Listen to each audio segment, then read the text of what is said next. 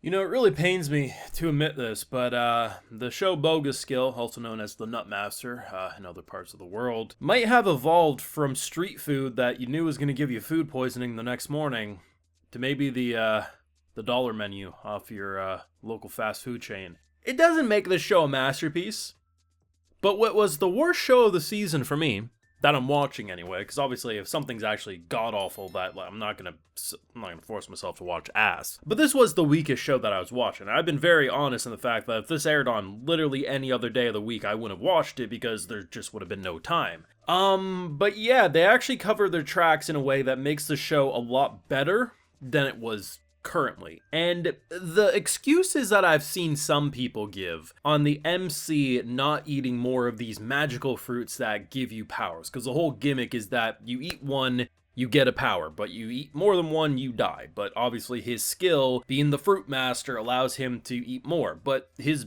dumb bitch ass hadn't ate a single one after. Literally, the majority of the anime community is like, I would have been popping them shit back like they were pills. And the excuse most who were defending it was like, well, what happens if he overwrites his skill? He doesn't know. What happens if maybe he can be poisoned? Bitch, you're boring. I'm sorry, like, there's no other way to put it. Like, you're boring at that point. What does this man... He got Sword God. Who gives a shit? He might end up with laser eyes that shoot $100 bills. It's worth the gamble. I gotta be 100% honest. But they gave a much more compelling reason in this episode. Now, I'm not saying, like, he knew of, like, this dude who got pushed away by society for being too powerful right away.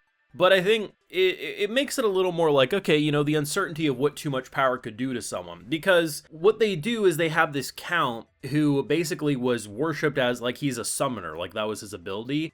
And eventually society turned on him because, oh shit, what if he someday used that power against us? And they pushed him away because they were fearful of what he could be, not what he actually was. And then he ended up kind of holding himself up in a haunted looking mansion, and yeah, the rest is history. That reason is enough to go from a 5 out of 10 to 6 out of 10. I gotta be 100%. Like, I'm not saying this is now an amazing show, and I do think there's issues with how they presented our MC up to this point. Like, they should have at, like, episode 2 really reinforced via internal thoughts or him talking to characters that, like, you know, I bet if I ate more, I probably would gain more skills, but I'm kind of fearful of what too much power could do to me, or if it could hurt me. Just having some, like, a little more out, because yes, you can interpret it, but it just makes him look like a punk-ass bitch. Like, there's no other way to put it. It pains me, because this was a legitimately good episode. The previous 3 are, they're fine, they're fast food. You know, we might have something here. I'm not saying everyone needs to jump on this show and be like, praise the Nutmaster. If you need to praise the Nutmaster, you need to take care of some business. Yeah, but this was actually pretty good. Yeah, he's still a punk ass bitch though. Anyway, you want to support my work and see my full thoughts on these episodes, do have the Patreon where we had that full live reactions if you're so interested. So, damn! Like, there's elements I'm still, like, either laugh at or think are shitty. The sword shit's gonna leave me laughing this whole time. Now, granted, his sword did break this episode, so hopefully he gets a sword that's gonna be a little easier to make consistent visually, because within the first 3 minutes, his sword changed shape and width and depth like 7 different times. If you play the drinking game of take a shot every time his sword changes one frame to the next, you're gonna be highly intoxicated before the 5-minute mark. There's elements about the visuals that are just like that overlooked sloppiness that obviously a show with a weaker production schedule is gonna have. So at one point, our girl gets sideswept by the undead-looking dragon. And I'm not saying, like, it needed to be gory, but she is wearing a completely white outfit. Like, yeah, there's a little color, but for the most part, if you're bruised, bloodied, broken, whatever, it's gonna show up quite easily on that. She gets thrown into a wall, and by the time she gets back up, it looks like she just put on a fresh outfit. Like, you need a little wear and tear, man. I'm not saying she needed to be soaked in blood. Hell, I would have even took, like, a little bloody eye. But, like, she looked like she just had a fresh coat of makeup, fresh outfit. She was ready for the town. And that's the type of stuff that happens in an overlooked production, you know what I mean? But, while the production is definitely a hit or a miss, there was elements that were good about the production. I think the overall look of the undead, the dragon, and this ballerina slut who was dancing around with her undead whips, that was all cool. And she actually, the Grim Reaper, like, that thing looked cool. It looked like a Yu-Gi-Oh card from back in the day, man. His scythe was his arm, That shit was cool. Like, there's elements I legitimately like about the production. And the thing is, too, is it's no Newgate. Like, the Newgate, when it was having production issues, like, that shit was god-awful to look at. This show's not god-awful. Like, at no point am I like, oh, that's some butt-ass ugly shit. No, it's a fine-looking show at worst, but there's a lot you can nitpick about it. Honestly, I'm not even gonna say it's nitpicking. It's just very obvious visual issues. But there's a couple of points, even outside of the character's motivation for being worried about eating more. I've been indifferent, to put it nicely, towards the child.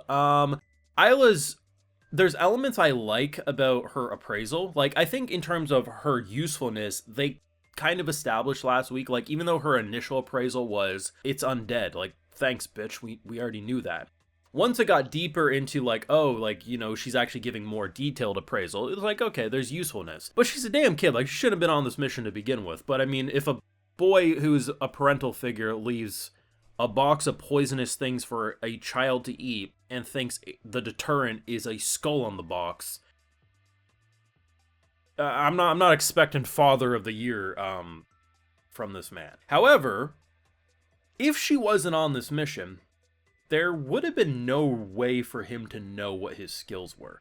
Because his first two that he got were like bug repellent and pussy tamer. The cats, that is. There was no bugs or cats around, so he probably would have just been like, shit, like, did I get screwed out? And he probably wouldn't have ate the third one because he would have been under the assumption that, like, it just didn't work, right? So I do think there's gonna be, I think her reasoning of sticking around, one, doesn't want to leave her alone. She already, when left alone, ate a fruit, so you can never trust the damn kid now. Also, the appraisal will be important not only for some deeper understanding of what they fight, but also, you know, his skills. And then, yeah, as we saw, he got the Sleep Pixie, which, to be honest, I thought the whole time he was just gonna cast a fireball or something. I'm like, oh, this is a pretty generic show. No, actually, they did something interesting. And then they continue to hint at the crazy nun bitch who is obviously up to no good, but honestly, it'd be a surprise if she wasn't even evil, if she was actually just monitoring. But with the hint of what happened with the Count, yeah, I mean, the dude's gonna get too powerful and definitely will have an army on his back. I thought he'd be able to stay a little more low-key for a bit, but if the nun is 100% knowing who the Nutmaster is, it's probably game over, Rip Bozo. But yeah, this is a legitimately good episode. It was the best out of the four. It felt like the most well thought out. I definitely think previous episodes should have done better at his motivations, because if you're making the viewer interpret between the lines to that degree, we're collectively as a community just gonna laugh at him saying he's a punk-ass bitch for not trying to eat more, because who cares if he lost his sword god skill, the thing he wanted all his life? The dude could have had money printer skills. Like, you gotta live a little, bitch. I do question, though, why was the show ever called Nutmaster previous to, like, the official name for the anime? Those do not look like nuts, they look like fruits. Like, where did that name come from? One of life's great mysteries. Let me know your thoughts down below, though. Leave a like if you enjoyed, subscribe if you're new around here, of course, ring that bell, and like I mentioned, we got those full live reactions over on Patreon, and hey, while you're over there, we'll also give you a video shout out. So today we got Troy, Rikamatsu, Jeffo369, Game Senpai, ICL Cicero, and we also have Michael Meadows. So I appreciate the support, everyone. Please take care. Y'all have a good one.